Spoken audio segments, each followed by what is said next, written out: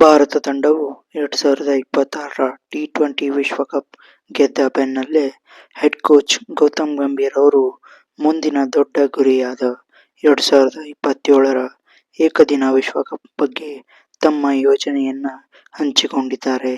ಇದರ ಬಗ್ಗೆ ಸಂಪೂರ್ಣವಾದ ಮಾಹಿತಿಯನ್ನ ಈ ವಿಡಿಯೋದಲ್ಲಿ ತಿಳಿಯೋಣ ಬನ್ನಿ.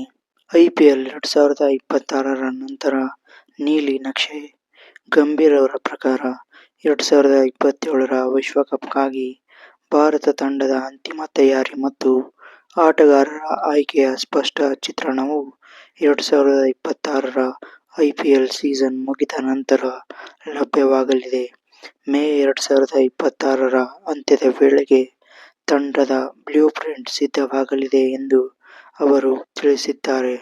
2027ರ ಏಕದಿನ ವಿಶ್ವಕಪ್ ದಕ್ಷಿಣ ಆಫ್ರಿಕಾ, ಜಿಂಬಾಬ್ವೆ ಮತ್ತು ನಮೀಬಿಯಾದಲ್ಲಿ ಜಂಟಿಯಾಗಿ ನಡೆಯಲಿದೆ. ದಕ್ಷಿಣ ಆಫ್ರಿಕಾದಲ್ಲಿ ವೇಗದ ಮತ್ತು ಬೌನ್ಸ್ ಇರುವ ಪಿಚ್ಗಳಲ್ಲಿ ಆಡುವುದು ಸುಲಭವಲ್ಲ.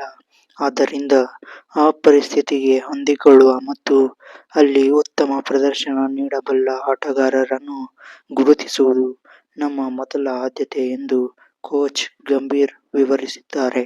ವಿಶ್ವಕಪ್ಗೂ ಮುನ್ನ ಭಾರತ ತಂಡವು ಸುಮಾರು 25ರಿಂದ 30 ಓಡಿಐ ಪಂದ್ಯಗಳನ್ನು ಆಡಲಿದೆ.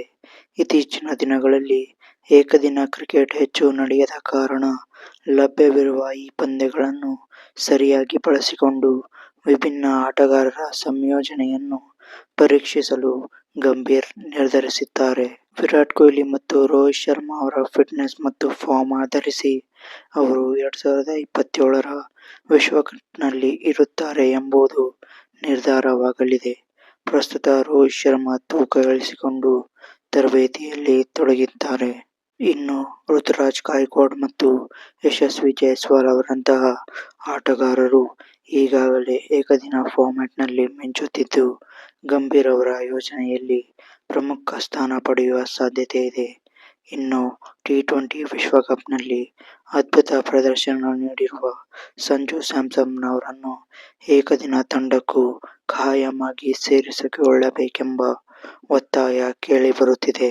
ಭಾರತ ತಂಡವು ಜೂನ್ 14ರಿಂದ ಅಫ್ಘಾನಿಸ್ಥಾನ ವಿರುದ್ಧದ ಏಕದಿನ ಸರಣಿಯೊಂದಿಗೆ ಮತ್ತೆ ಕಣಕ್ಕಿಳಿಯಲಿದೆ.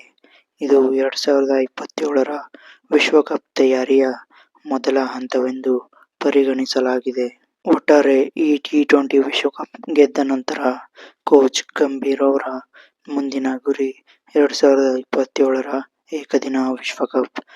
ಈ ವಿಶ್ವಕಪ್ಗಾಗಿ ಈ ಬಾರಿಯ ಐಪಿಎಲ್ನಲ್ಲಿ ಯಾರು ಟೀಂ ಇಂಡಿಯಾದ ಆಟಗಾರರು ಅದ್ಭುತ ಪ್ರದರ್ಶನ ನೀಡುತ್ತಾರೆ ಅವರು ಏಕದಿನ ಸ್ಕ್ವಾಡ್ನಲ್ಲಿ ಫಿಕ್ಸ್ ಆಗೋದಂತೂ ಪಕ್ಕಾ ಅಂತ ಹೇಳಬಹುದು. ಇದಾಗಿತ್ತು ಇಂದಿನ ಸುದ್ದಿ. ಮತ್ತೊಂದು ಸುದ್ದಿಯೊಂದಿಗೆ ಸಿಗೋಣ. ನಮಸ್ಕಾರ.